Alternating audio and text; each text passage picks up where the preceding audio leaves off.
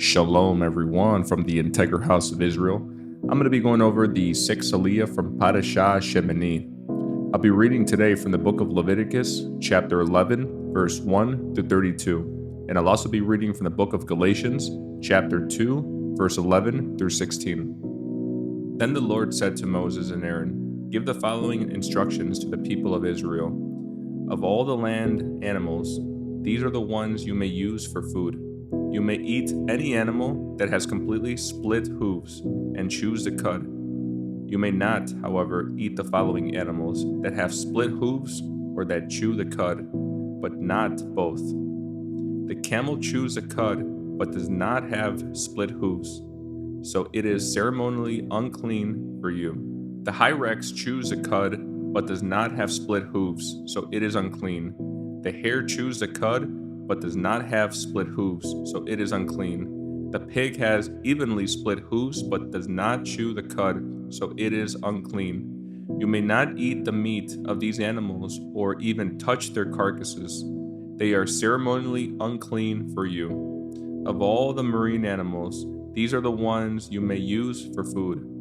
You may eat anything from the water if it has both fins and scales, whether taken from salt water or from streams. But you must never eat animals from the sea or from rivers that do not have fins and scales. They are detestable to you. This applies both to little creatures that live in shallow water and to all creatures that live in deep water. They will always be detestable to you. You must never eat their meat or even touch their dead bodies. Any marine animal that does not have both fins and scales is detestable to you.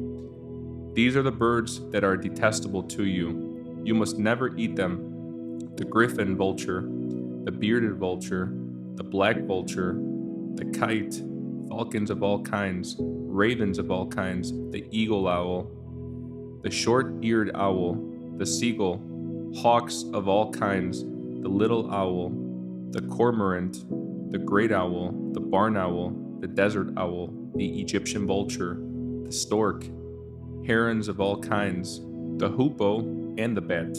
You must not eat winged insects that walk along the ground. They are detestable to you. You may, however, eat winged insects that walk along the ground and have joined legs so they can jump. The insects you are permitted to eat include all kinds of locusts, bald locusts, crickets, and grasshoppers. All other winged insects that walk along the ground are detestable to you. The following creatures will make you ceremonially unclean. If any of you touch their carcasses, you will be defiled until evening. If you pick up their carcasses, you must wash your clothes, and you will remain defiled until evening. Any animal that has split hooves that are not evenly divided or that does not chew the cud is unclean for you. If you touch the carcass of such an animal, you will be defiled. Of the animals that walk on all fours, those that have paws are unclean. If you touch the carcass of such an animal, you will be defiled until evening. If you pick up its carcass, you must wash your clothes, and you will remain defiled until evening. These animals are unclean for you. Of the small animals that scurry along the ground, these are unclean for you: the mole rat, the rat, large lizards of all kinds, the gecko, the monitor lizard, the common lizard, the sand lizard, and the chameleon. All these small animals are unclean for you. If any of you touch the dead body of such an animal, you will be defiled until evening. If such an animal dies and falls on something, that object will be unclean. This is true whether the object is made of wood, cloth, leather, or burlap. Whatever its use, you must dip it in water, and it will remain defiled until evening. After that, it will be ceremonially clean and may be used again. Next, I'll be reading from the book of Galatians, chapter 2, verse 11 through 16. But when Peter came to Antioch, I had to oppose him to his face, for what he did was very wrong. When he first arrived, he ate with the Gentile believers who were not circumcised. But afterward, when some friends of James came, Peter wouldn't eat with the Gentiles anymore.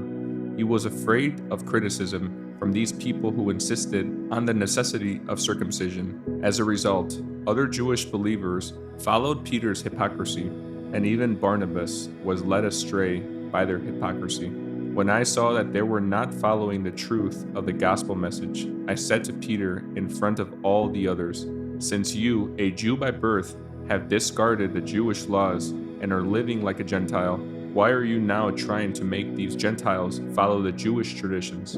You and I are Jews by birth, not sinners like the Gentiles. Yet we know that a person is made right by God by faith in Yeshua, not by obeying the law. And we have believed in Yeshua, so that we might be made right with God because of our faith in Christ, not because we have obeyed the law. For no one will ever be made right with God by obeying the law.